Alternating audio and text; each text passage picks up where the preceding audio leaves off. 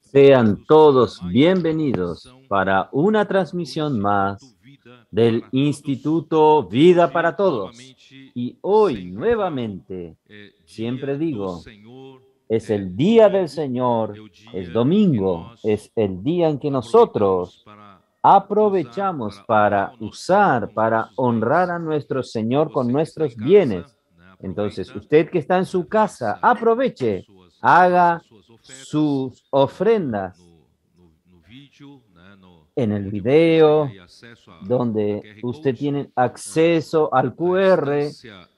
La estancia es mía, EAB es mía, son ofrendas voluntarias, a pesar de que nosotros estamos desarrollando el programa para el año, sirviendo también para nuestros lugares, para las conferencias en el año 2022. Entonces, independientemente de usted participar del programa Granero, puede hacer sus ofrendas voluntarias en este site. Perdón, EAB, la estancia es mía. Y si usted no hizo aún su participación, su adhesión en el programa Granero, por favor, aprovecha el día de hoy, haga su adhesión. Esto va a, por un lado, ayudar al mantenimiento de las estancias con sus ofrendas y por otro lado también está garantizando las conferencias en el año próximo.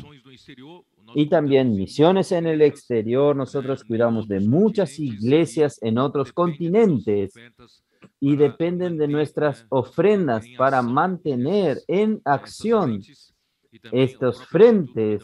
Y también el Instituto Vida para Todos depende para continuar sirviendo a las iglesias y a todos los hermanos. Y recuerden también su región de sus socios del Evangelio, sean ayudar a cuidar del CPEP, de nuestros colportores, y también recuerden de los hermanos necesitados en esta hora, necesitados de la pandemia. Ustedes pueden cuidar de ellos. La recompensa vendrá de los cielos y también de su iglesia local, de la iglesia en su localidad. Recuerden hacer sus ofrendas. Muy bien. Entonces nosotros llegamos al mensaje 64. El mensaje 64 tiene como título: al vencedor le daré autoridad sobre las naciones.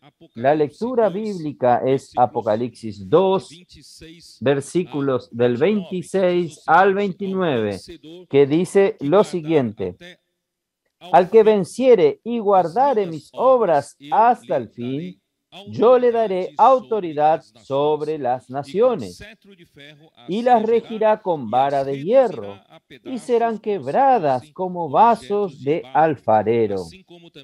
Como yo también la he recibido de mi Padre, y le daré la estrella de la mañana. El que tiene oído, oiga lo que el Espíritu dice a las iglesias. Muy bien, nosotros estamos en una serie de mensajes con relación a las 7 iglesias de Apocalipsis. Y nuestra intención de hablar de estas 7 iglesias no es la de abordar temas doctrinarios, que muchos autores, muchos estudiosos de la Biblia ya lo hicieron. Nosotros no tenemos esta intención de hacerlo. Es solamente para nosotros contextualizarnos con relación a la historia de la iglesia, al pasado de la iglesia, verificar sus aciertos y errores, para no caer en los mismos errores, para no caer en los mismos engaños de Satanás, en sus estrategias para destruir la iglesia. Y para que nosotros hoy continuemos yendo en dirección a la consolidación final de la iglesia en Filadelfia. Y nosotros hemos visto que Dios ha levantado su iglesia de una manera maravillosa en el primer siglo, usando sus 12 apóstoles y después usando al apóstol Pablo. Y al final del primer siglo, usando al apóstol Juan.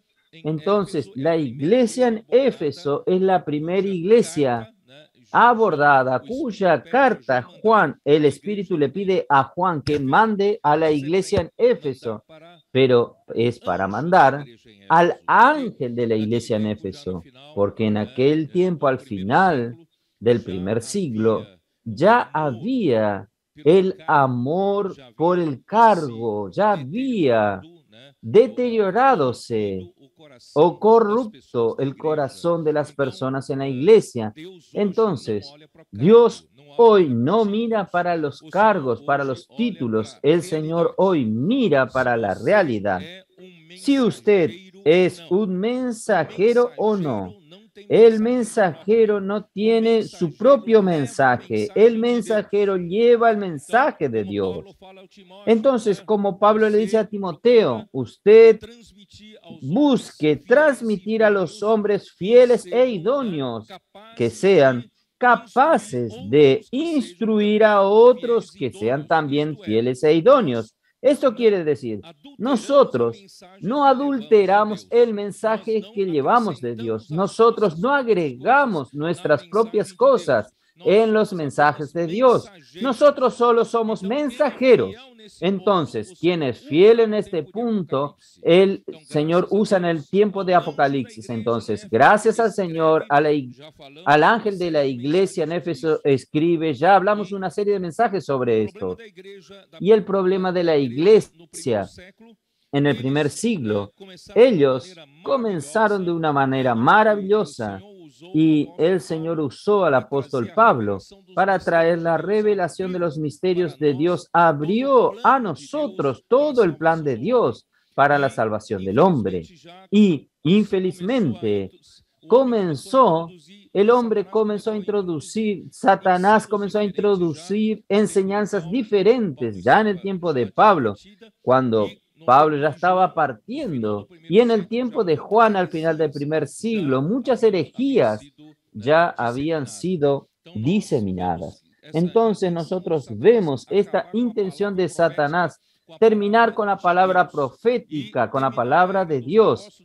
Y terminada la era de los apóstoles al final del primer siglo, nosotros no vemos más la palabra profética en el segundo siglo, tercer siglo, hasta así en adelante, porque Satanás dio un tiro y derribó la palabra profética. Entonces no vemos la palabra de los apóstoles a partir del segundo siglo. Entonces los hombres tuvieron que organizarse con buenas intenciones. Siempre el hombre hace con buenas intenciones, pero no confía en el poder del Espíritu. Debemos confiar en la autoridad del Espíritu. El Espíritu tiene que hablar, el Espíritu tiene que hacer. Sin el Espíritu solamente somos una organización humana. Y la iglesia no es una organización humana, la iglesia es de Dios. La iglesia es el cuerpo de Cristo. Cristo es la cabeza de la iglesia. Él es quien manda. El Espíritu Santo tiene total autoridad y gobierna a la iglesia. Entonces, con esta pérdida de la palabra profética, también se pierde la autoridad del Espíritu Santo. La iglesia queda sin rumbo. Para no perder totalmente a la iglesia, la unidad de la iglesia, para evitar divisiones. Entonces, los obispos comenzaron a fortalecer el poder del episcopado, de los obispos, y ellos hicieron de los obispos una jerarquía superior a los presbíteros, y no es bíblico. En la Biblia, obispo y presbíteros es lo mismo. Presbítero es una persona anciana, y obispo es supervisión, es la acción de supervisar la iglesia. Entonces, hubo esta diferencia entre obispo y presbíteros que no existe en la Biblia, y los obispos comenzaron por primera vez, surgió una iglesia, una jerarquía en la iglesia, y con el pasar del tiempo surgió obispo, arzobispo y así en adelante. Pero en el primer siglo la iglesia en Éfeso aún era fiel a la enseñanza de los apóstoles. Sin embargo, esta fidelidad se resumía solamente en la observación, en la letra legalmente. Y nosotros sabemos que la palabra de Dios, ella viene por el Espíritu y transmite vida. No es meramente reglas, letras negras en un papel blanco para que nosotros las guardemos. No es. La palabra de Dios es viva y eficaz. Entonces, cuando usted toma solamente como letra, usted pierde el espíritu, pierde la vida y usted pierde el amor, que es la esencia de Dios. Entonces, la reprensión que el Señor hizo a la iglesia en Éfeso es que ustedes abandonaron el primer amor. Perdiendo el amor, perdieron la esencia de Dios, la esencia del Espíritu. Y en el segundo siglo en adelante, la iglesia en Esmirna comienza a ser muy perseguida. Es otra tentativa de Satanás destruir a la iglesia físicamente, amedrentar, asustar, intimidar para que la iglesia termine, pero la iglesia no termina, porque la raíz de la iglesia está en los cielos, no en la tierra. Nadie consigue extirparla. El Imperio Romano perseguía a la iglesia y la iglesia crecía. Sin embargo, por falta de la palabra profética, por falta del gobierno del Espíritu, poco a poco en la organización humana de los hombres, los líderes les gustaba, amaban la posición que tenían, el apego por el cargo, el apego a las posiciones, terminó deteriorando más a la iglesia y surgieron las jerarquías, luchas por el poder, por el dinero, y así en adelante comienzan a haber muchas cosas que deterioraron la iglesia y la esencia de la iglesia. Entonces entró en la iglesia en Pérgamo, y Pérgamo hubo una unión de la iglesia con el Estado. El emperador Constantino adoptó la religión cristiana como la religión del Estado. Y con esta unión, los temas de la iglesia se tornaron temas del Estado. Y hubo una confusión, una mezcla muy grande, porque la iglesia es algo celestial, espiritual.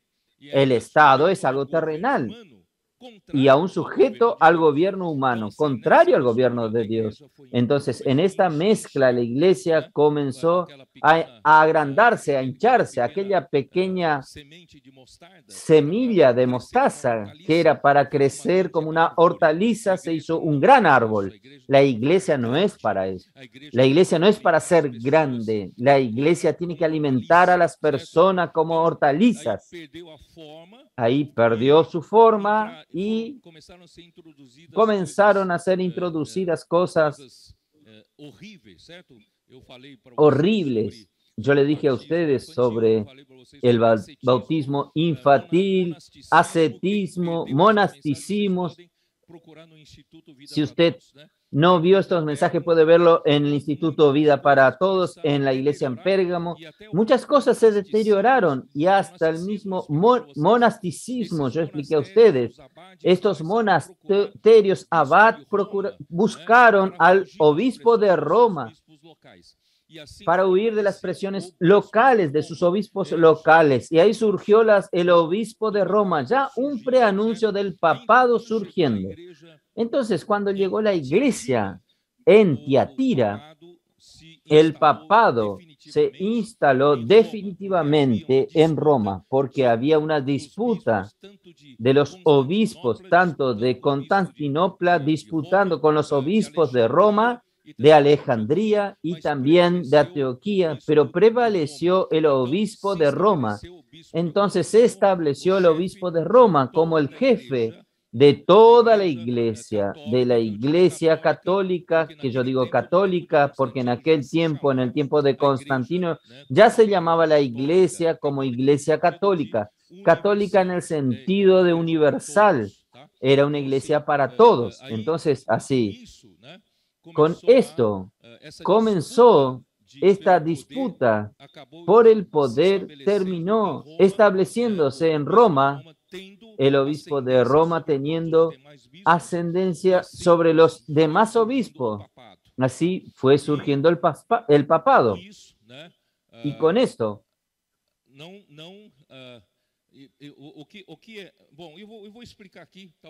Yo voy a explicar aquí, tal vez sea mejor ya comenzar con esto. Voy a continuación de aquello que estaba hablando y yo espero terminar hoy la iglesia en Teatira, porque la semana que viene ya vamos a comenzar los mensajes de las conferencias Mateos. Primero quiero hacer una comparación entre esta iglesia en Tiatira con las 7 iglesias de Apocalipsis 2 y 3, con las 7 parábolas de Mateo 13. Abra su Biblia, por favor, en Mateo 13. Vamos a ver también la cuarta parábola. Es la parábola de la levadura. Mateos 13:33. Como ya fue dicho, la iglesia debe ser aquel grano de mostaza. En la parábola anterior, la iglesia debe producir alimento a los hombres. En la parábola anterior mostraba que era una hortaliza para alimento. Creció de modo anormal y se tornó un árbol. Esto ocurrió cuando Constantino I el Grande, en la primera parte del siglo IV, unió a la iglesia con el Estado. Muchos falsos cristianos fueron introducidos por causa del favor imperial. Así la iglesia se hinchó, se agrandó, tornándose en una cristiandad. Nosotros llamamos de cristiandad. Es un conjunto total, no solo de cristianos, sino también de aquellos que pertenecen a la apariencia de ser cristianos. Todo aquel que parece algo unido al cristianismo, pero a veces no tienen realidad, no tiene nada que ver, pero nosotros llamamos este conjunto mayor de cristiandad. Y la levadura de la cuarta parábola representa las cosas malignas. Vamos a ver cuál es la levadura. Mateos 13:33. Otra parábola le dijo: el reino de los cielos es semejante a la levadura que tomó una mujer y escondió en 3 medidas de harina hasta que todo fue leudado. Ustedes que son amas de casa o los hermanos que tienen facilidad con el arte culinario, saben que si usted esconde levadura dentro de harina, usted va a hacer con que la masa se leude, se fermente. Ahí se hace una masa fermentada, hinchada, agrandada. Entonces, la levadura representa cosas malignas, tales como hipocresía, corrupción. Podemos ver esto en Marcos 8:15, el Evangelio de Marcos 8:15.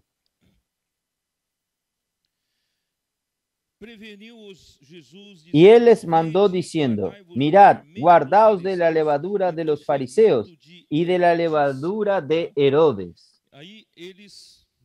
Ellos y discutían entre sí diciendo: es porque no trajimos pan. Cuando Jesús dijo esto sobre la levadura de los fariseos y la levadura de Herodes, creemos que él está reclamando que nosotros no trajimos pan, pero Jesús no se refería a esto. Vamos a ver Mateo 16, versículo 6. Y Jesús le dijo: mirad, guardaos de la levadura de los fariseos y de los saduceos. De nuevo aquí, ellos entendieron que el Señor decía eso porque no trajeron pan. Versículo 11. ¿Cómo es que no entendéis que no fue por los panes que os dije que os guardáis de la levadura de los fariseos y de los saduceos? Entonces entendieron que no les había dicho que se guardasen de la levadura del pan, sino de la doctrina de los fariseos y de los saduceos. Entonces, esta levadura es la doctrina, es la enseñanza que ellos hacían. Esto se leuda. E infelizmente, en la iglesia en Tiatira, la iglesia debía hacer esta harina pura y alguien colocó levadura en esta harina pura y leudó toda la masa. 3 medidas de harina. ¿Qué significa 3 medidas de harina?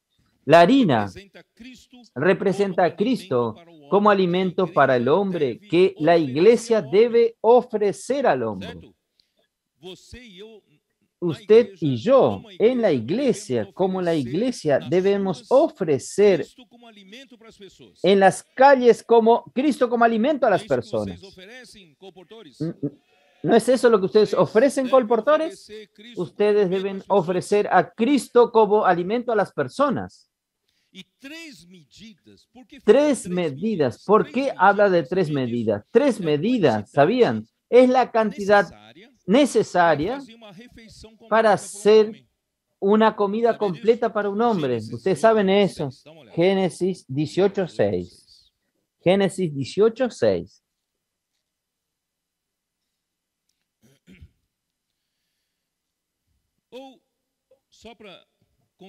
Solo para contextualizar a ustedes. Versículo 1 dice, después le apareció Jehová en el Sinar de Manré, estando él sentado a la puerta de su tienda en el calor del día, y alzó sus ojos y miró, y he aquí 3 varones que estaban junto a él, y cuando los vio, salió corriendo de la puerta de su tienda a recibirlos, y se postró en tierra, y le dijo, Señor, si ahora he hallado gracia en tus ojos, te ruego que no pases de tu siervo.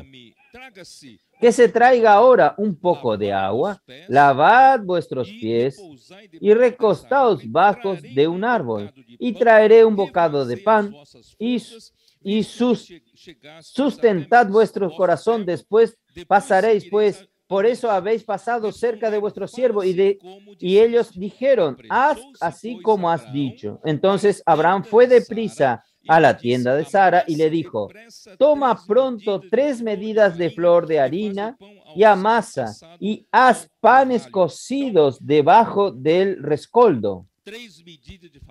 3 medidas de harina es una comida completa para aquellos 3 hombres.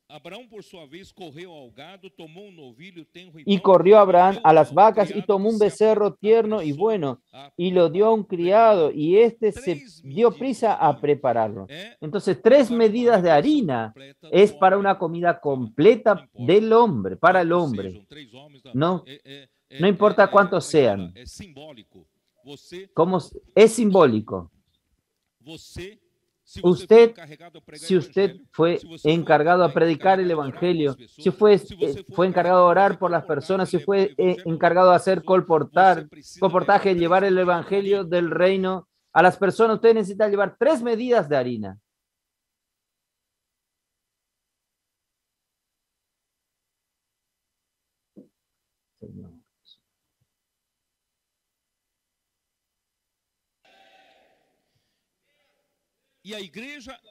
Y la iglesia es hecha por estas 3 medidas de harina para alimentar a las personas. Por tanto, la iglesia no es una organización con estructuras, con templos enormes para que todos miren, digan, qué lindo, qué gigantesco. No, la iglesia es para dar alimento a los hombres. 1 Corintios 5, versículos 6 al 8.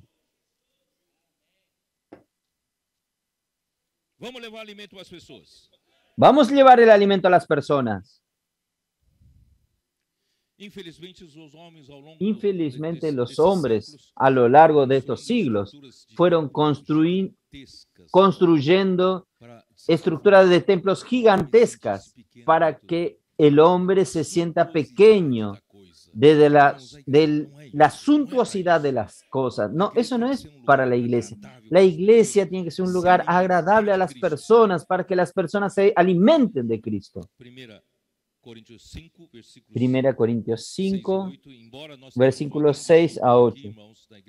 Aunque tengamos una buena estructura en la iglesia en San Pablo, usted ve que no hay suntuosidad para amedrentar al hombre, para que el hombre se sienta pequeño dentro de una estructura lujosa, suntuosa. No, este es un lugar práctico para que disfrutemos de Cristo, para alimentarnos. Versículo 6. ¿No es buena vuestra jactancia? ¿No sabéis que un poco de levadura leuda toda la masa? Limpiaos, pues, de la vieja levadura, para que seáis nueva masa, sin levadura como sois. Porque nuestra Pascua, que es Cristo, ya fue sacrificada por vosotros.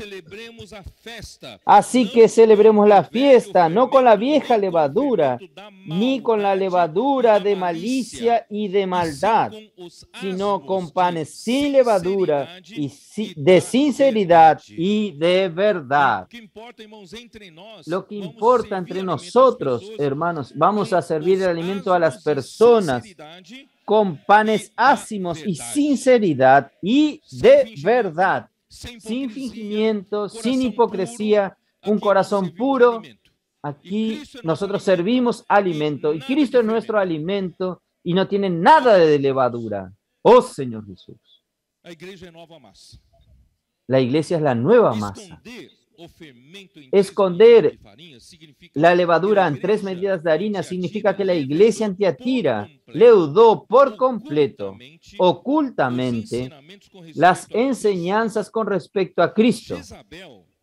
Jezabel no solamente enseñó, sino que aún sedujo a los siervos del Señor a practicar la prostitución y a comer cosas sacrificadas a los ídolos. Eso está en Apocalipsis 2:20. Vamos a volver a Apocalipsis capítulo 2. Señor Jesús. Yo voy a leer desde el versículo 18. Y escribe al ángel de la iglesia en Tiatira: el Hijo de Dios, el que tiene ojos como llamas de fuego, pies semejantes al bronce bruñido, dice esto: yo conozco tus obras y amor, y fe y servicio y tu paciencia, y que tus obras postreras son más que las primeras. Versículo 20. Pero tengo unas pocas cosas contra ti, que toleras que esa mujer Jezabel, que se dice profetiza, enseñe y seduzca a mis siervos a fornicar y a comer cosas sacrificadas a los ídolos. Cuando la iglesia pierde su forma, cuando la iglesia pierde su esencia, cuando la iglesia pierde la palabra de Dios siendo hablada, la enseñanza saludable de los apóstoles, comienza a introducir enseñanzas extrañas. ¿Y quién profetiza? Es Jezabel. Una figura femenina pasa a profetizar en la iglesia. Y el resultado de este hablar, el resultado de esta profecía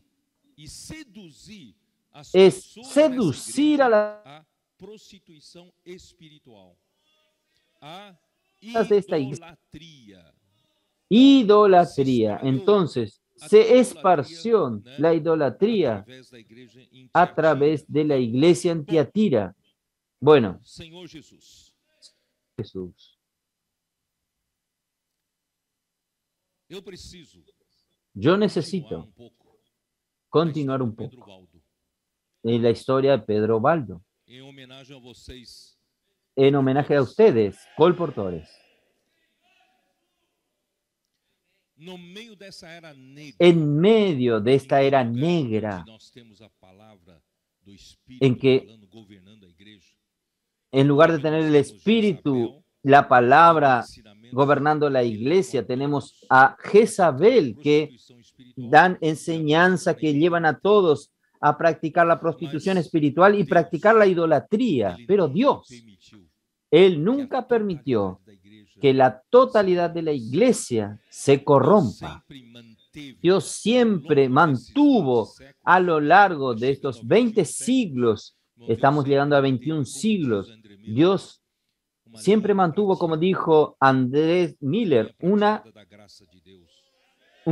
línea plateada de la gracia de Dios. Nunca dejó interrumpir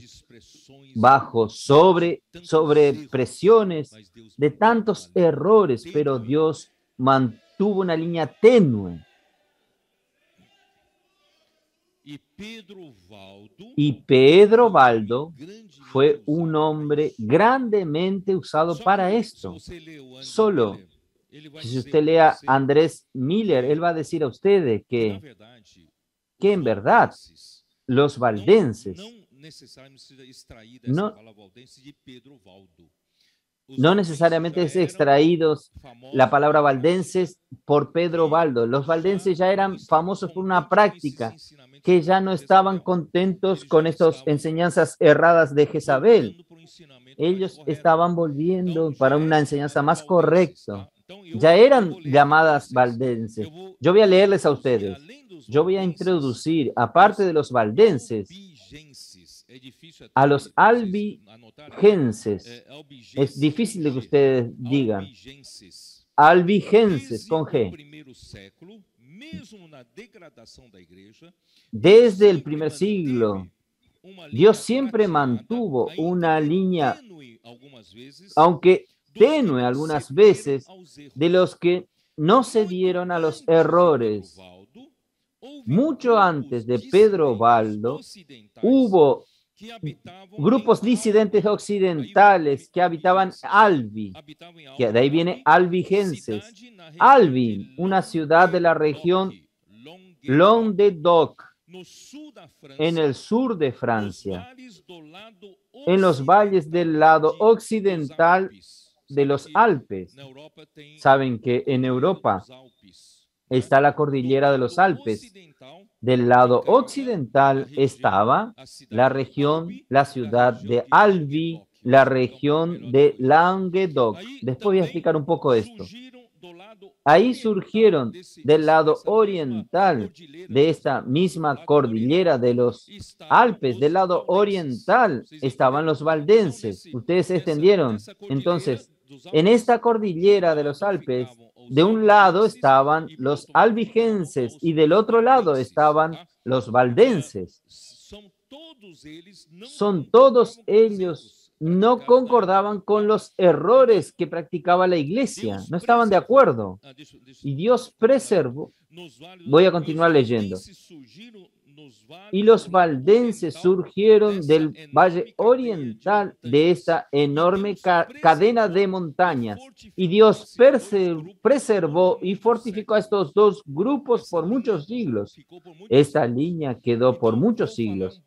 Entonces voy a hablar un poco de Valdo, agregando más, porque nosotros siempre hablamos en este tema muy puntual, pero no lo colocamos en la historia, pero hoy voy a intentar colocarlo dentro de la historia. Pedro Valdo, aún confundido, según André Miller, aún confundido como fundador de los valdenses, este hombre que nació merece nuestro loor parcial por causa de su abnegada actividad en la lucha por la verdad y contra los errores romanos.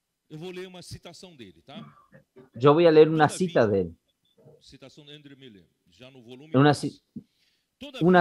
Citación de André Miller en volumen 2. Su piedad, su celo, su coraje deben ser doblemente reconocidos, pues se hicieron más evidentes en un periodo cuando la jerarquía papal comenzó a perseguir todos los que cuestionaban su autoridad y su infalibilidad. El Papa Romano era infalible. Lo que él hablaba, definiese cualquier duda en términos de doctrina, lo que él hablase era sin error, era infalible. Ellos comenzaron a cuestionar esta infalibilidad. No tenemos duda que el Pedro Valdo, fue levantado por Dios en el tiempo apropiado para que diese más determinación al testimonio de los valdenses, a simplicidad de la adoración que practicaban. Hermanos, adorar a Dios es cosa simple en el espíritu. no precisa construir suntuosos templos con sacerdotes, con suntuosas vestimentas. Adorar a Dios es simple, es en simplicidad, es en el espíritu y en verdad. A simplicidad de la adoración que practicaban y la vida pacífica y recluida que manifestaban en el periodo inicial, parece no haber despertado la envidia de sus vecinos ni la sospecha de la iglesia dominante hasta los días de Pedro Baldo. Pedro Baldo causó una revolución. Es la mano de Dios que determinó así. Con el surgimiento del destemido Pedro, la situación cambió. En el año 1160, las prácticas de la idolatría que acompañaban la doctrina de la transustentación. ¿Qué es? ¿Quién sabe qué es la doctrina de la transustentación? Ustedes terminaron de comer la cena. Ustedes recibieron el cáliz. ¿Es así? Esto es considerado como la Santa Cena. Y la doctrina de la transustanciación dice lo siguiente, que cuando nosotros celebramos la Santa Cena, este pan se hace verdaderamente la carne de Jesús. Esto es su transustanciación. Y el cáliz, el vino que está en el cáliz, se torna realmente la sangre de Jesús. Entonces, esta doctrina trae más idolatría. Causaron una profunda impresión en Pedro. No es Pedro Baldo. Él estaba realmente alarmado con la intensidad de la perversidad de aquellos tiempos, la corrupción que había sido introducida de manera oculta en la iglesia y de la influencia peligrosa y perversa que el papado ejercía sobre las almas de las personas. Ustedes sabían que comenzó, ya hace mucho tiempo, comenzaron a practicar indulgencias, que el sacerdote tenía derecho de perdonar pecados de alguien. Entonces el Papa tenía, por ejemplo, ¿de dónde vino aquel ejército que hacían las cruzadas? Que son los cruzados. Ellos eran atraídos por la indulgencia papal, quiere decir, podían reunirse grandes criminales que hicieron horrores y crueldades en su vida, pero si usted hiciese parte de este ejército santo, el Papa le perdonaba todos sus pecados y sus crímenes, y cuando usted muera, iba a ser recibido de brazos abiertos en el cielo. Esto era lo que ellos creían en esto. Entonces muchos querían ser parte de este ejército. Imaginen la iglesia tener un ejército armado. ¿Ya pensó tener un ejército armado en la calle? ¿Cómo puede ser? Entonces, hermanos, la indulgencia engañó a mucha gente. Si usted hace esto, el sacerdote tenía autoridad para perdonarles a ustedes todos sus pecados. Ahora usted va a ir al cielo limpio. Hermanos, no es así. Usted sabe que no es así. Entonces, esto fue molestando a Pedro Baldo, fue molestando a estas personas. ¿Qué sucedió? Miren lo que sucedió. Él contrató a 2 curas para traducir los evangelios para su lengua nativa, como algunos libros de las escrituras, porque en aquellos días las escrituras eran completamente selladas al seno de la cristiandad. ¿Por qué era completamente cerrada? Ya que la misma existía apenas en la lengua latina. Quiere decir, para que usted lea la Biblia tenía que conocer latín, y muchos no conocían latín. Entonces no leían la Biblia porque no entendían la lengua latina. Entonces aún no había sido prohibida la escritura, pero como no había traducción de las lenguas de los pueblos, también los pueblos no tenían acceso a la Biblia. Solo aquellos sacerdotes que estudiaban latín podían tener acceso a la Biblia. Hermanos, el pueblo no tiene acceso a la Biblia, el pueblo no tiene acceso a la palabra pura de Dios. Entonces, los líderes pueden hablar lo que quieran, manteniendo al pueblo en la ignorancia, ¿no es así? Entonces, ahí surgen muchos y muchos errores. Entonces, Pedro Baldo, él dijo, por el amor de Dios, la palabra de Dios es esencial para nosotros. Entonces, él mandó a traducir y, en verdad, él no tenía autoridad para esto. Por eso, él lo hacía ocultamente y hacía copias de la Biblia y lo guardaba dentro de aquella bolsa que yo hablé la semana pasada, escondida dentro de sus vestiduras y colgada en el cuello para que no se vea. Por eso es col es el cuello, colportor. Portor es la bolsa donde se guarda el contenido. El contenedor sería.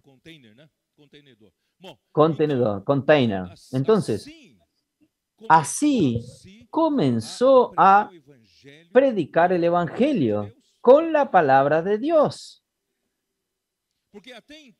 Porque hasta entonces era tradición de la iglesia romana que daba las reglas y todos seguían las reglas y no tenía acceso a la palabra. Ahora, por primera vez, alguien estaba llevando esta palabra delante del pueblo. Miren qué maravilloso. Los seguidores de Baldo, una vez suplidos con copias de las escrituras en su propio idioma, fueron capaces de explicar al pueblo que él no estaban promoviendo doctrinas extrañas o inventadas por ellos, y sí la verdad pura, no adulterada, de la palabra de Dios. Por primera vez ellos podían mostrar, esto es la palabra de Dios, yo no estoy inventando nada. Siguiendo el ejemplo del Señor Jesús, siguiendo el mismo ejemplo del Señor Jesús al enviar los 70, Pedro envió a sus discípulos de 2 en 2 para todos los lugares de aquellas vecindades para predicar el evangelio. Ustedes también van de 2 en 2, ¿no es así? Es de 2 en 2, eso está bien. Esto despertó la ira del Vaticano. En cuanto Baldo y sus amigos se limitaran a un protesto personal contra los engaños y la corrupción de la iglesia, la jerarquía romana no tomó nada serio para perjudicarlos. Más, cuando él pasaron a utilizar esta arma peligrosa, ¿cuál es el arma peligrosa? La palabra de Dios. Comenzaron a utilizar esta arma peligrosa, la Sagrada Escritura en la lengua del pueblo. Ellos fueron inmediatamente malditos y excomulgados de la iglesia. Sin preocuparse con la ira del Papa, ellos persistieron en predicar el glorioso evangelio de la gracia de Dios a los pecadores perdidos. Nosotros tenemos que ir a las calles. Con oposición, sin oposición, el pueblo necesita del evangelio. El pueblo necesita de la palabra de Dios. Necesitamos.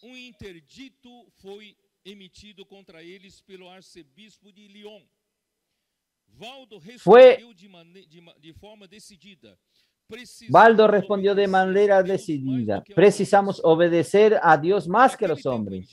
De aquel tiempo en adelante, los pobres hombres de Lyon, como ellos eran llamados, los llamaban de pobres hombres de Lyon, fueron estigmatizados públicamente por el clero como herejes y expuestos al desprecio. Si usted mira, Si usted ve algún video de la era medieval, de la Edad Media, de este tiempo, usted va a ver que la Iglesia romana perseguía a los herejes. Y usted no sabe quién son esos herejes. Estos herejes son ellos. Ustedes colportores se tornaron herejes. En aquel tiempo. Hoy no, ¿eh? Durante 3 años, después de su primer condenación, Pedro Baldo, alrededor del año 1172, Baldo consiguió permanecer escondido en la ciudad de Lyon y en sus alrededores. Sin embargo, cuando el Papa Alejandro III ordenó a las más severas medidas, no solamente contra Baldo, mas contra todos los que osasen mantener comunión con el hereje, él huyó de Lyon y por amor a sus amigos, él se tornó un andariego por el resto de su vida. Si él quedaba al lado de alguien, ese era perseguido. Entonces, él se tornó un andariego por el resto de su vida. Después de buscar refugio seguro en algunos lugares, pero no encontraba ningún lugar para reposar, Baldo cruzó las montañas en dirección a Bohemia, tierra de Juan Hus y Jerónimo. En aquel lugar, finalmente falleció entrando en el descanso eterno alrededor del año 1200. ¿Quién era Juan Hus o Jean Hus? Él nació en 1369 y murió en 1415. Él comenzó un movimiento basado en las ideas de John Wycliffe, profesor de la Universidad de Oxford, reformador inglés, precursor de las reformas de la iglesia en Sardis, precursor de las reformas que sacudirían a Europa en el siglo XV y XVI. Fue ejecutado en 1415 por causa de esto, quemado vivo, cantando un cántico, un himno, considerado un precursor de la reforma protestante. Su estatua está en la plaza central de Praga, la plaza de la ciudad vieja en la República Checa. Algunos de nosotros fuimos hasta allí, creo en el año 2019, nos fuimos hasta allí, vimos la estatua de él en esta plaza de Praga. Él era ya un precursor de lo que vendría en la iglesia en Sardis. Yo quiero decir, esta línea plateada fue hasta allá. Dispersión de los seguidores de Pedro Baldo. Y sus seguidores, los seguidores de Pedro Baldo, semejantemente a la dispersión después de la muerte de Esteban en Hechos 8, ¿ustedes recuerdan? Perdón, la muerte de Esteban en Hechos 8. El bendito evangelio fue propagado de la manera más amplia a través de Europa. Quiere decir, cuanto mayor fue la expansión, hubo la dispersión de sus seguidores y esto se esparció por Europa. El gran poder de estos pregadores simples residía en el hecho de poseer las sagradas escrituras en su propia lengua. Oh Señor Jesús, la palabra es un arma. La palabra de Dios es la espada del Espíritu. Ellos leían los evangelios, predicaban y oraban en la lengua común de las personas. Muchos de ellos, no tenemos duda, terminaron llegando a los valles de Piamonte, ya es Italia, y en la ciudad de Languedoc, sur de Francia. Una nueva traducción de la Biblia una nueva traducción de la Biblia era una enorme contribución a los tesoros espirituales para todo aquel pueblo. Hermanos, imaginen usted con la Biblia completa hoy en su mano. Imagine usted tener la palabra profética siendo colocadas en libros para que usted entienda hoy el plan de Dios lo que Dios está queriendo hablar para usted hoy. Imaginen tantas riquezas que tenemos hoy. ¿Cómo no predicar el Evangelio? Vamos a predicar el Evangelio. Oh, Señor Jesús. El Papa Inocencio III había humillado a los poderosos reyes de Alemania. El Papa se tornó un poder sobre las naciones. El Papa había humillado a los poderosos reyes de Alemania, Francia e Inglaterra. Aquí en casi toda la cristiandad se expresó. El Papa tuvo que experimentar el despreciado grupo de los valdenses. El Papa mandaba en las naciones, mandaba en Alemania, Francia, Inglaterra, y ahora hay un grupito y él lo está perturbando, lo está molestando. Entonces, le negaba el reconocimiento como supremo cabeza de la iglesia. ¿Cómo tolerar esa resistencia a su arrogante supremacía universal? ¿Cuál fue el crimen de ellos? ¿Cómo lidiar con eso? Ellos tenían la más alta reputación en todos los lugares. Donde ellos iban, ellos tenían mucha reputación porque ellos vivían lo que predicaban. Y ellos predicaban la pura palabra de Dios. Ellos eran reconocidos hasta por sus peores enemigos. Eran admirados por su modestia, vida simple, trabajo honesto, castidad y temperanza. Su único pecado consistía en apoyarse en las Escrituras y solamente en ellas. En todas las cuestiones pertinentes a la fe y a la adoración. Esta línea pura, hermanos.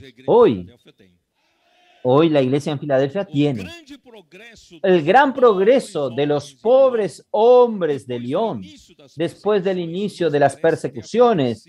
Nos parece que sucedió de una manera rápida y alcanzó una gran extensión del territorio europeo. Ellos fueron para el sur de Francia, llegando hasta Lombardía y avanzando para los lados de Aragón, en dirección a España.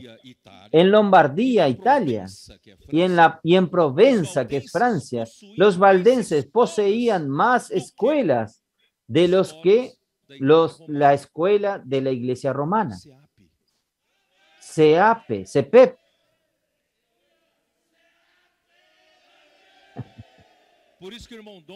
Por eso que el hermano Don recibió la visión de Dios de crear el CEPEP. CEPEP es para formar valdenses. CEPEP es para formar colportores. Nosotros no luchamos con un ejército armado. Nosotros luchamos con la palabra de Dios y con la palabra de Dios. Oh, Señor Jesús. Esta semana tienen que arrasar, hermano. Tienen que encenderse. El encargo por la palabra, el encargo por el evangelio. Oh, Señor Jesús.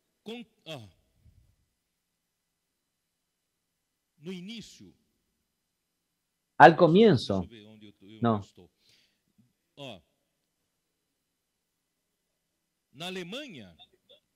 En Alemania, ellos tenían 41 escuelas. En la diócesis de Passau, 41 CEPEP.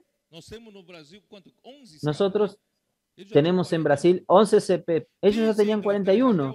Desde Inglaterra hasta el sur de Italia y de el Esponto hasta el río Hebrón de España, sus principios estaban propagados por todos los lugares. Al inicio de su reinado, en el Papa Inocencio III, tenía muchas cosas para preocuparse. Pero preocuparse por esto. Buscaba desestabilizar el poder alemán e italiano, contendía alternadamente con los reyes de Francia y de Inglaterra, dirigía la marcha de la cruzada en dirección a Tierra Santa, Jerusalén. Estos conocen por la historia, ¿no? Y por medio de ellos, él destruyó el imperio griego. Miren, Miren el poder que el Papa tenía. El imperio griego centrado en Constantinopla. Sin embargo, él estaba determinado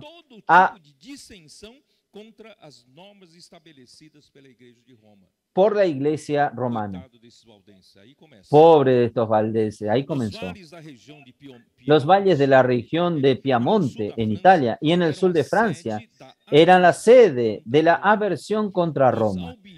Los albigenses recibían protección de las ricas ciudades de la región de Languedoc.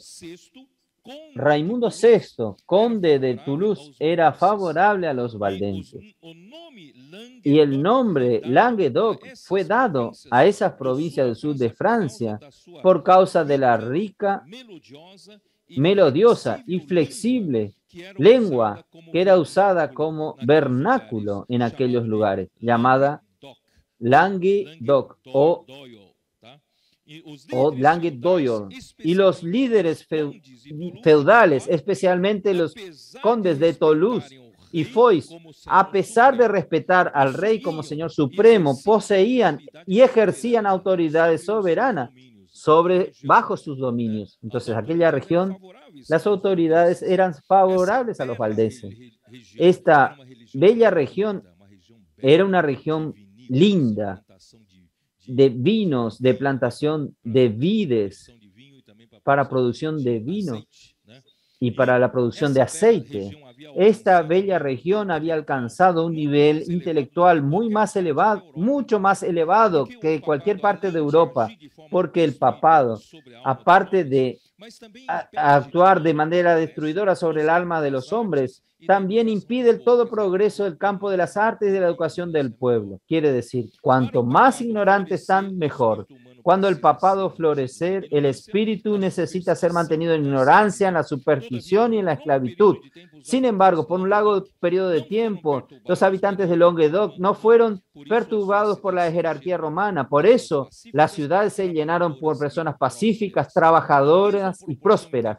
En la misma proporción en que la palabra de Dios prevalecía, la iglesia en Roma y el clero caían en un desprecio cada vez mayor. Estos pasaron a ser odiados tanto por los nobles como por el pueblo común por causa del lucro y de la inmoralidad. La explotación de los huérfanos y viudas, deshonestidades, astucia, glotonería y bebederas eran innegables, y la gran parte de la población renegada de Roma. Entonces comienza la persecución a los herejes. El Papa Inocencio III envía una carta a los prelados, son aquellos que tienen autoridad eclesiásticas, y príncipes del sur de Francia, para que tomen medidas enérgicas para suprimir la herejía. Los herejes deben ser malditos, pues osaron desafiar al poder papal. Raimundo y otros príncipes que conocían el carácter puro de estos cristianos se rechazaron a ejecutar la orden de aniquilar. Ellos tenían la orden de aniquilar a los valdenses y a los valigenses. En el año 1209, el Papa envía 300.000 guerreros para esta provincia. Algunos historiadores hablan de 500.000, medio millón de soldados. Ustedes eran cruzados. Era una cruzada contra los cristianos. La cruzada nunca fue contra los cristianos. Ahora por primera vez se está usando una cruzada contra los cristianos. El gigantesco ejército sediento por sangre y por despojos marchó a través de las tierras cubiertas de viñas y olivos. Es una región muy linda, quemando, matando y destruyendo todo a medida que avanzaba por la región de Languedoc. Los indefensos campesinos fueron, en su mayoría, pisoteados por los caballos y asesinados a sangre fría. El objetivo real del Papa era tomar posesión de las hermosas regiones del sur de Francia, así como Jezabel tomó la viña de Nabot en Primera Reyes, capítulo 21. Si usted no conoce, vuelva de nuevo porque no tengo tiempo ahora de leer. Jezabel le gustó tanto una viña, Nabot no quería vender y fue asesinado. El terrible santo tribunal que obtuvo y aún retiene el nombre de Inquisición, comienza a establecerse la Inquisición. Fue inaugurado en aquel mismo año terrible de ser recordado de 1210 en un castillo cerca de Narbona. Los inquisidores ganaron autoridad para buscar a los herejes, los cuales perderían sus tierras y fortunas.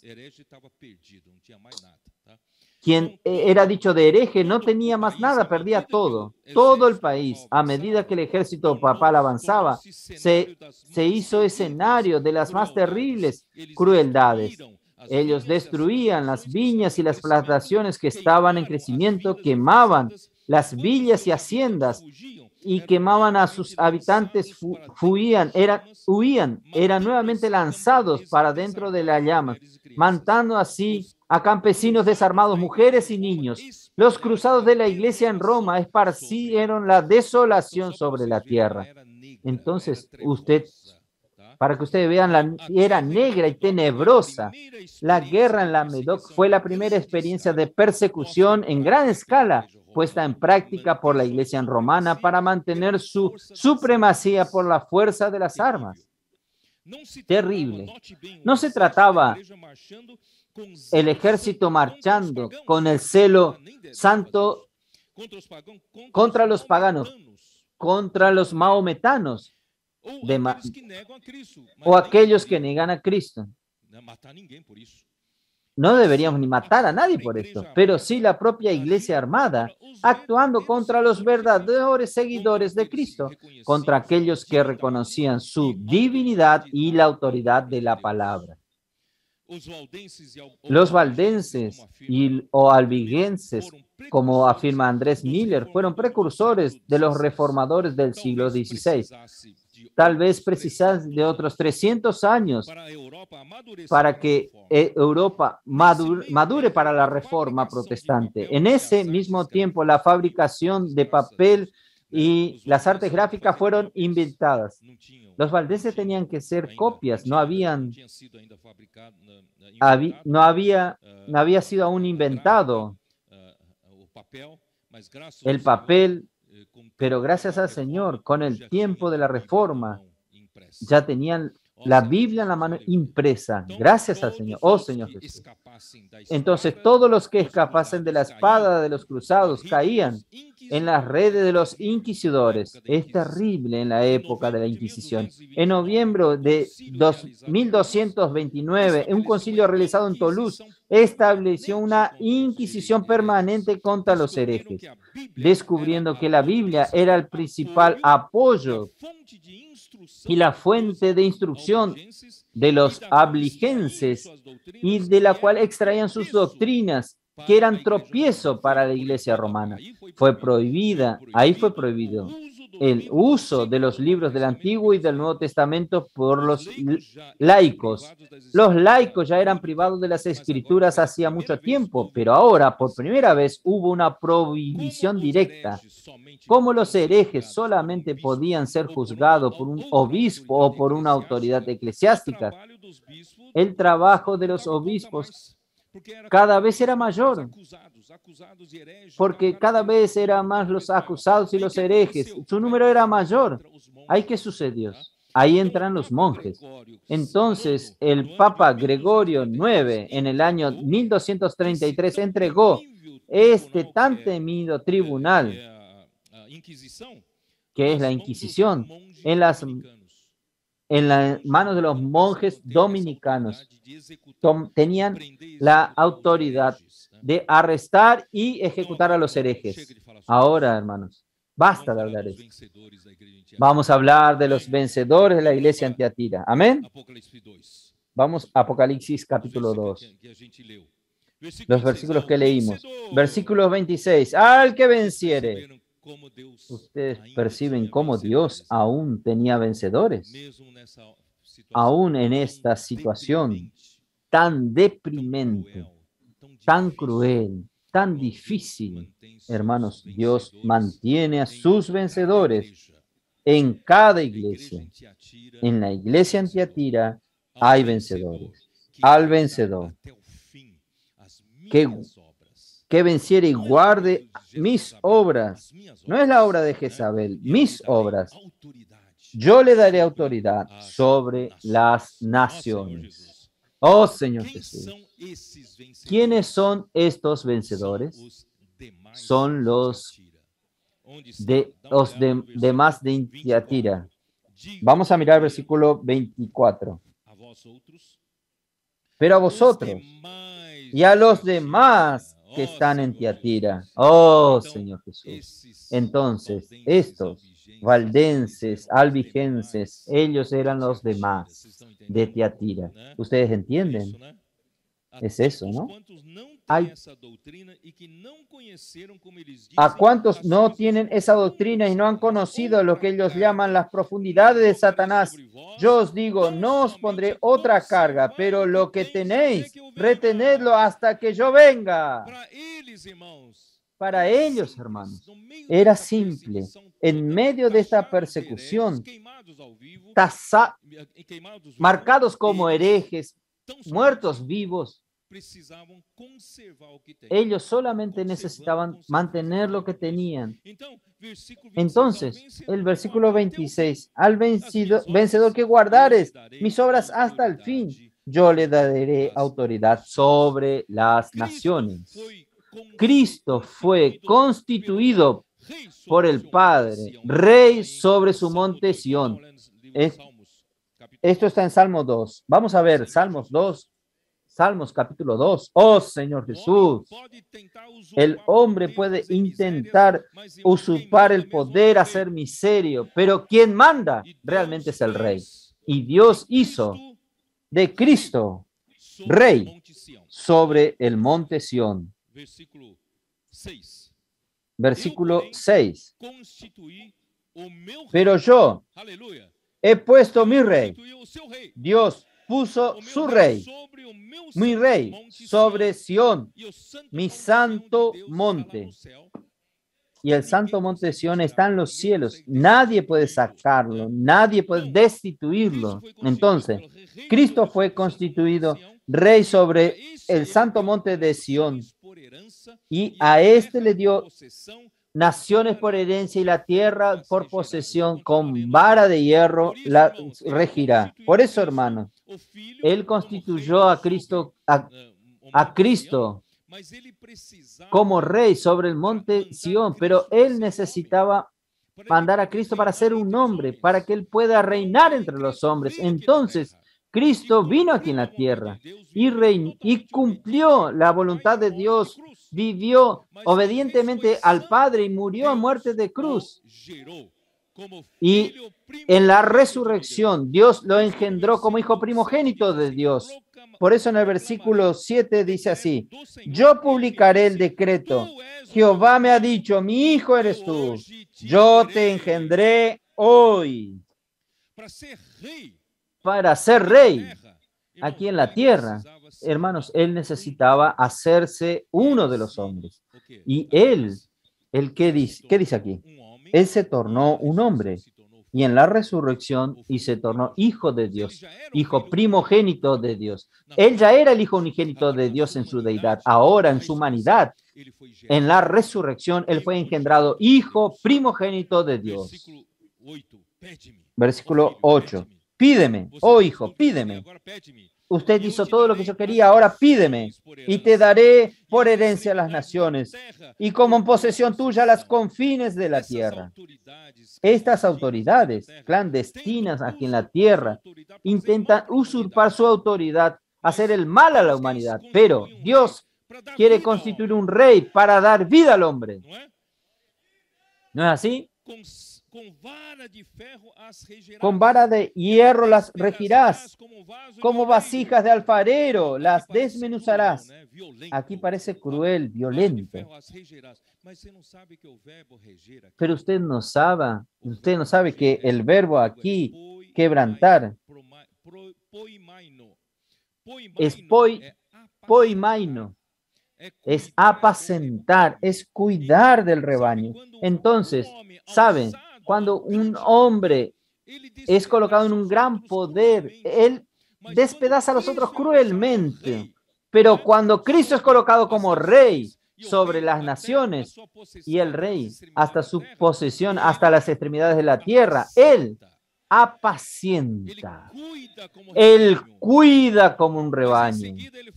Pero él dice, y las despedazas como vasija de alfarero, es para mostrar que nosotros, estas autoridades clandestinas, estas naciones, no tienen poder como una vasija de barro.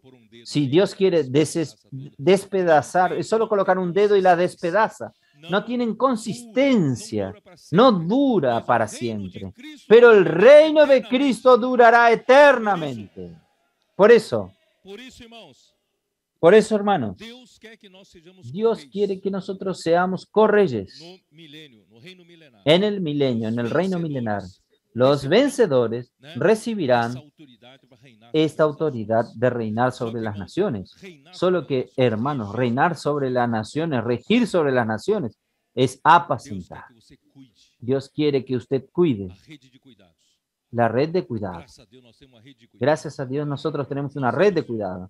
Nosotros tenemos un ejército, no un ejército romano, nuestro ejército espiritual en las calles, el ejército de Cristo en las calles, liberando a las personas de las garras del enemigo, rescatando a las personas para la salvación. Y gracias a Dios, hoy nosotros tenemos el contacto de las personas que quieren ser cuidadas y nosotros las colocamos en la iglesia para ser cuidadas. La red de cuidado está cuidando a muchas personas. Hoy de mañana, estas 20 personas o más, no sé cuántas exactamente, estas personas que estaban aquí al frente, están aquí por primera vez y fueron ganadas por la red de cuidado. Dios quiere entregarnos personas para apacentarlas. Usted, en vez de usted dar doctrina, usted necesita alimentar, necesita dar alimento y necesita cuidar del bienestar de las personas. Entonces, esta es nuestra función. Muy bien. Entonces, él quiere decir que el gobierno humano, instigado por Satanás, hace oposición a Dios y se cree poderoso para desafiar a Dios. Pero, sin embargo, el reino venidero percibirán que no pasan de ser un objeto de barro frágil. Vamos a leer. Voy a terminar aquí. Señor Jesús.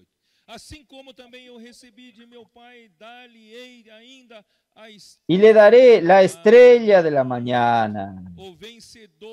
El vencedor va a recibir la estrella de la mañana. Oh, Señor Jesús. Nosotros ya leímos muchas veces Salmo 110:3. ¿Qué dice ahí?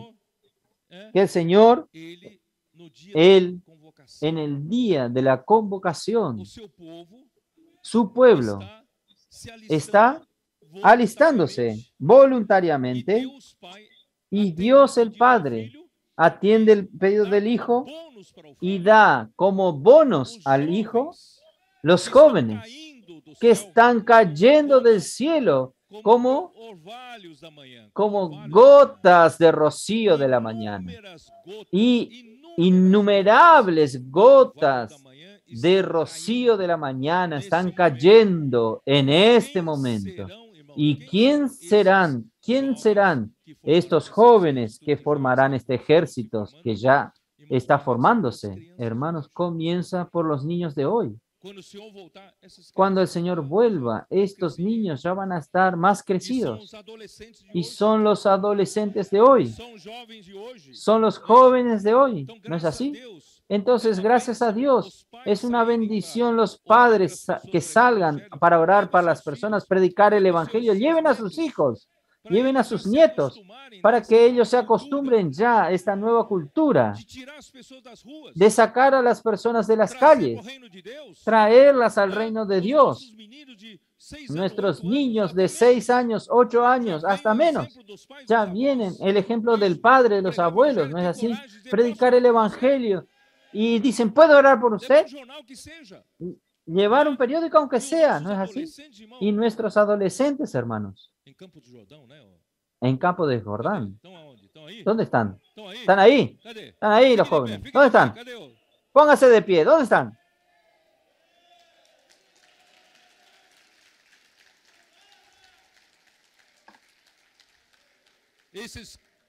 Estos colportores no son tan niños, miren el tamaño de ellos. Son todos nuevos, hasta nuevos en la fe. Tal vez menos de un año de conversión, tal vez, no sé, pero son simples. Ya entraron por este camino de amar la palabra profética. Ya entraron por este camino de obediencia y simplicidad. Están encabezados, no hacen cosa por sí mismos, están encabezados y están corriendo detrás de la palabra profética y están obedeciendo, practicando la palabra profética. Y Dios ha usado a estos jóvenes, niños aún, para invadir las calles, el reino. En las calles es el mundo es de Satanás.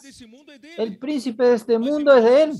Pero hermanos, nosotros estamos sacando al mundo, estamos sacando al mundo para las personas, para el reino de Dios. Entonces, en nuestros niños, nuestros adolescentes, nuestros jóvenes hoy, ellos van a crecer en este ambiente saludable. No tienen miedo de abrir la boca para orar por las personas. Nosotros estamos con miedo, pero ellos no tienen miedo. Ellos no tienen miedo de predicar el evangelio. No tienen miedo de hacer colportaje. ¿No? ¿Entienden? ¿Por qué? Porque, hermanos, el Señor está creando una nueva creación, formando los ejércitos de jóvenes santos, cumpliendo la promesa de Salmo 110, versículo 3. En cuanto que en este mundo, avanzando tan fuerte con las ideologías malignas,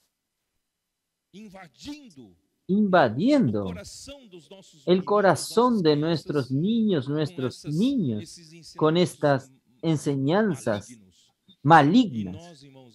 Y nosotros, hermanos, en vez de dejar nuestros niños con los brazos cruzados, esperando que cada uno se degrade, se deteriore con estas ideologías malignas, vamos a colocar a ellos en las calles. Ellos van a tener experiencias vivas con el Señor. Ellos van a tener experiencias vivas con la palabra de Dios, conociendo a Cristo y sus caminos. Que el Señor bendiga a ellos. Y para estos están viendo la aurora llegar. La mayoría no sabe que la venida del Señor es muy breve, muy cercana. La aurora ya comenzó, porque la obra del Espíritu ya está haciendo actualmente en nosotros. Aquello que era un colportaje convencional, hoy el Señor usó los 7 espíritus para aumentar el colportaje, y el colportaje está haciendo diferencia en las calles. Las personas están comenzando a conocer la palabra de Dios, la palabra escrita, los libros. Hasta el final de este año, nosotros tendremos, de 2019 hasta el final de este año, habremos distribuido, sembrado 6 millones de libros. 6 millones de libros. Imaginen 6 millones de libros en las casas de las personas, que la palabra de Dios aún puede hacer, y aún no explotó esta bomba en la vida de las personas. Algunos ya explotaron, ya están con nosotros, pero algunas bombas no explotaron. Aún van a ganar mucho de la palabra de Dios, hermanos. Todo esto comprueba que estamos en la era de Apocalipsis. No viva más de una manera pasiva. Cambie de su estado, el estado de vigilancia. Vamos a vigilar, esperar por la venida del Señor. Aquellos que aman la venida del Señor serán los vencedores. Entonces, si usted ama la venida del Señor, usted va a ganar la estrella de la mañana. Porque la estrella de la mañana, hermanos, es solo. Estrella de la mañana solo hay. ¿Quién? Solo tiene quién. Porque espera para el apuntar del día. Porque cuando viene el apuntar del día, ya es tarde, ya la venida pública del Señor Jesús. Nosotros amamos la venida secreta del Señor Jesús. Nosotros estamos percibiendo que la aurora ya llegó. Yo no sé cuánto tiempo va a llevar esta aurora. No sé cuánto tiempo, pero de cualquier manera, hermanos, si usted es uno que espera por la venida del Señor, ama la venida del Señor, es fiel al Señor, aún en medio de tribulaciones y persecuciones, y usted tiene perseverancia, ¿qué sucede? Usted va a recibir la estrella de la mañana. La estrella de la mañana es para usted, pero para la gran mayoría, ellos van a ver Cristo apareciendo como el sol de justicia, pero ahí ya es tarde. Ya viene el juicio, hermanos, es preferible ser un vencedor para ganar la estrella de la mañana. Y los que... Vamos a ver Daniel 12. Señor Jesús. Daniel 12, versículo 3. Los entendidos, los que son los entendidos, resplandecerán como el resplandor del firmamento. Y los que enseñan la justicia a multitudes, que somos nosotros que vamos en las calles a predicar el evangelio, puedo orar por usted. Nosotros estamos llevando a muchos a la justicia. ¿Serán qué? Serán como las estrellas, a perpetuidad. Amén. Vale la pena hoy vivir para el Señor. Vale la pena. Ahí termina. Quien tiene oído, en el capítulo 2, versículo 29, quien tiene oído, oiga. Hermanos, quien tiene oído, oiga lo que el Espíritu dice a las iglesias. La deterioración viene cuando no oye más al Espíritu hablar. Gracias al Señor, hoy tenemos el Espíritu hablando en medio nuestro y nosotros necesitamos oír con simplicidad y obediencia y practicar esta palabra. Ahora hubo un cambio. No sé si percibieron. En las 3 primeras iglesias, quien tiene oído, oiga lo que el Espíritu dice a las iglesias. Esta frase es dicha antes de la promesa para los vencedores, pero a partir de Tiatira, de la 4ª iglesia, quien tiene oído viene después de la promesa de los vencedores, a los vencedores. Y puede indicar que no tiene sentido hablar para la mayoría. Hoy el Espíritu está hablando para esta línea tenue de la línea plateada de la gracia de Dios. De ahí en adelante. Pero cuando llega en Filadelfia, ¿cómo se hace? Es que yo creo que la gran mayoría de Filadelfia son los vencedores. Entonces, a partir de allí hay un cambio y estas 4 iglesias finales van a permanecer hasta la venida del Señor paralelamente. Entonces, este es el pequeño cambio. Entonces, el número 3, las 3 primeras iglesias tienen el número 3 y las 4 últimas el número 4. El número 3 representa al Dios triuno y el número 4 representa al hombre, a la iglesia. Entonces, es la criatura 4 más el creador. ¿Está bien? 4 más 3. Esto es la iglesia. Pero yo diría aún más. Yo diría, el plan de Dios es dispensar su vida al hombre, la iglesia, para al final insertar al hombre en el Padre y en el Hijo. Esto es, en el mismo Dios triuno. Esto es lo en unidad como una entidad universal ilustrada por la vid verdadera. Yo quiero terminar leyendo Juan 17 con ustedes una vez más. Juan 17 para mostrar lo que Dios quiere hacer con la iglesia. Nuestro futuro es glorioso. Señor Jesús. Versículo 20 dice así: Mas no ruego solamente por esto, sino también por los que han de creer en mí, por la palabra de ellos. Es la palabra, hermanos, que produce la fe. ¿Para qué? Jesús tiene un objetivo. ¿Para qué? Para que todos sean uno. Todos sean uno. Como tú, oh Padre, en mí y yo en ti. Esta es la unidad, hermanos. Que también ellos sean uno en nosotros, para que el mundo crea que tú me enviaste. Padre, tú me enviaste, es para hacer este trabajo. El trabajo que estoy haciendo es a través de la palabra. Estoy dando fe a ellos. Y la fe, el final de la fe es este trabajo de hacer que sean uno con nosotros, uno con el Padre, uno con el Hijo. Y al final nosotros nos tornaremos parte de una entidad universal que está en Juan capítulo 15. Juan capítulo 15. Yo soy la vid verdadera y mi Padre es el labrador. Versículo 5. Yo soy la vid, vosotros los pámpanos, el que permanece en mí y yo en él. Este lleva muchos frutos, porque separados de mí, nada podéis hacer.